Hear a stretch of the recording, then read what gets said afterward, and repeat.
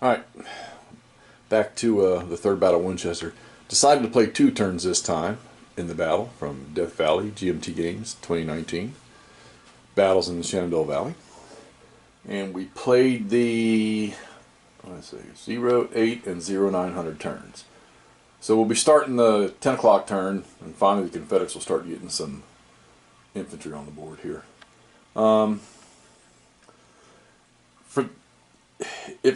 Here's a suggestion for anybody that might be having a problem tracking, like when you get a brigade that is out of command.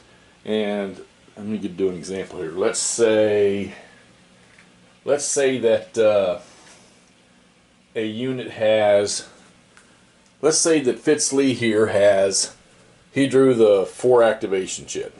Alright, so all his cavalry gets 4 activations, then of course you apply all the modifiers and everything. So let's say that Lomax gets, he has all his chain of command, and he will get all 4 activations. Now I know you draw the activation markers, you put them out there, and you can see where you're at. But one of the things I help myself do is I use the strength point markers. I use one to show what they're starting with, and then I use another one just to track. So when, you know, and I'll tell you how this helps me. Granted, it's just my method, but so when Lomax does his first activation, I flip it over to 3. Now, what I do that for is when I get down to where they're going to start getting fatigued. Like, so he does one more, he becomes a 2, and so let's say he does his second activation, now he becomes a 2. All right, and then just to help me track, keep in mind when they're going to start drawing fatigue for just activating. Now I can see it. He started with 4 activations, and if he does another one, that's going to be a 3rd one. So, just my outtake on it. If it can help anybody, then cool. Just my little way of doing things.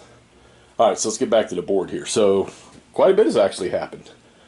We have decided. Okay, so I decided to pull my conundrum with Chapman. So I had him he was way over here, just above the fort here.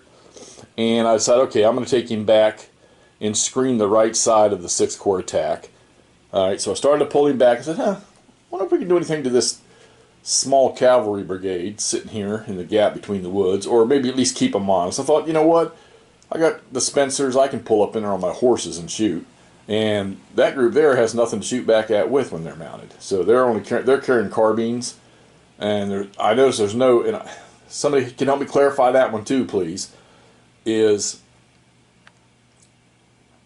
they're not marked on their mounted side, so I have to assume they're not marked. They can't shoot when they're mounted, and they don't say pistols like the 2 cav over here. So it has pistols when they're mounted. Another one, if somebody could help me with, I saw it. I don't know the number off the top of my head, but I've never done a cavalry charge in one of these yet. Maybe once, but I don't know if I got it right. But I thought to myself, well, let's try a cavalry charge with the first cav guys there from the Confederate side. And I was reading rules, and it says and they left out a word to me. It says if cavalry, and it doesn't say unit or brigade. It says if cavalry is out of command or disrupted, disordered, whatever it is, they cannot charge. And I kept bouncing back and forth with saying, well, the brigade commander is out of command. But then I realized it said out of command or disordered, disrupted, whichever that word is. And then I thought to myself, well, the commanders don't get disrupted or disordered, just the units do. So it has to apply to just units. Didn't matter because neither one of the 2 charges I wanted to do passed their UDD to make the charge. Rolled freaking 9 and 8. So, but I need a validation on that one there. If somebody could show me the text on that in the rule book, where does that apply to just the individual cavalry units, or if that brigade is out of command, it cannot charge.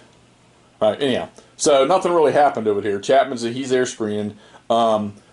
McIntosh's brigade, I pulled them off the line. I'm going to get them back over here with McIntosh and get Wilson's whole division together. And once 6th Corps gets going, I may just have to pull them back even more. So Ramseur's brigade is finally, where'd it go? They're finally closing the gap there. They'll be up there with the rest of the troops here shortly. Now this is really, really cool. So I played 2 turns this time. As you can see, all of 6 corps on the board. I decided to divert Ricketts' division to get in on the right side of this attack. And then I sent the 3rd division, or the 1st division of Russell, we're going to go around. And I haven't determined yet. Of course, they came in on the 900s, so they came in a march order. And yes, they used 3 of their 4, I'm sorry, they're way over here. So,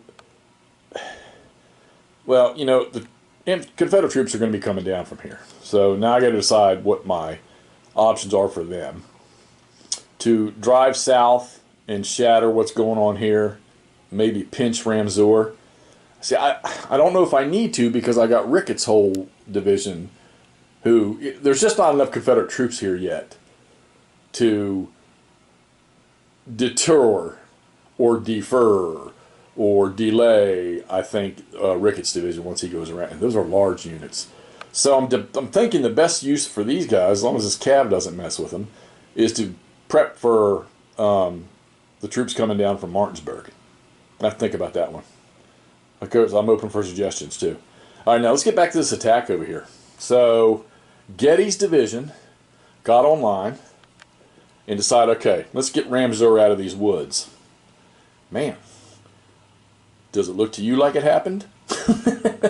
These small little regiments here, they just put a hurting as far as disordering these units and causing casualties. And I mean, look, you can see the number of brigades in Getty's division. The ones you can tell they were pushed back because they were disrupted or disordered. God, I gotta figure out what that word is.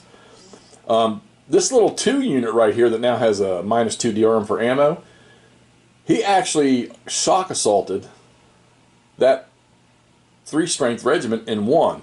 Well, he didn't cause any damage, but he sent him back and he disordered him. So, but he's not going to last sitting right there. That little unit sitting in those breastworks, that little 2 strength unit sitting there, he is just raised hell. They cannot get him out of there. They did shock combat over here, and they drove out the regiments that were sitting here on the end of the line. And I'll tell you another little feature I like about this is that little regiment right there, 1-2 SS. My God, they're carrying rifled muskets. You figure if they catch a Union unit in the clear and they're adjacent to them, they're going to get a +1 prepared fire, you know, if they can prepared fire. They're going to get a +1 for their rifle, and then they get a +2 just for being a sharpshooter. And even if they move and shoot in attack mode, they still get a +1 for being a sharpshooter. So anyhow, that was really the only success there. The big regiment, with the 13th strength regiment sitting right here, he got disordered almost immediately. He's recovered now in their turn, but I think the Getty's division only drew, they only had, I think it was 1 activation or 2, I can't remember. These guys over here, I was trying to get them up the road, and I could not get them into attack order, and then, well, not until the division orders phase. Like I say, they only drew 1. So I got them into attack order, and once they got into attack order, I had to get this cavalry who was sitting up here at this intersection. I had to get them back because they won't be able to handle them. So I pulled them back. So now that road is clear to figure out if that's going to serve any purpose or not. So I got to keep pushing, I think, with Getty's. You know, while I know they had a lot of disruptions in there, or disorders in there, not a whole lot of strength losses, but they did take a few. And then, of course, I got to get Ricketts online, and he'll come blowing out of these woods eventually, I'm sure. Not sure what the Confederates are going to do. I mean, all you've got is Ramseur and a bunch of cavalry, little small strength cavalry units in there. So, all right, but that is the breakdown of the 08-0900 turn. And like I say, got reinforcements for the Confederates coming on. They'll be coming on up here in the north. And let's see what happens. Maybe that'll change the pace of the game a little bit. Because, I mean, right now, if the forces that were on the board were I mean, the 6 corps going to do it. They'll just roll right through this and on to Winchester. Which, since this game ends on the 1800 turn, 1, 2, 3, 4, 5, 6, 7, 8. Got 8 turns left, 9 turns left. Need to start pushing. So that's why I pushed the attack with Getty over there. As far as victory points, nothing. I mean, other than the 2 the Confederate have, until something goes ineffective brigade-wise, or in the Confederates' case, division-wise, there's really no You know, because they don't, the Union doesn't give victory points for causing casualties to the Confederate infantry, just cavalry. All right, so hope you enjoyed this. If you did enjoy this, click like so I'll keep after it. And subscribe and click that little bell so you can keep up to date with what's going on here. My 0800 or my 0700 turn has not posted yet on Board Game Geek. Maybe I did something wrong, or just they won't do it until tomorrow, until Monday. So it's there. It's on my YouTube if you want to check it out there. But I'll get these up too, hopefully before today's over. And so y'all keep updated on that. All right, we'll get back to you after maybe the 10 o'clock turn, or maybe we'll do 2 turns again. All right, thanks for watching. We'll see y'all shortly.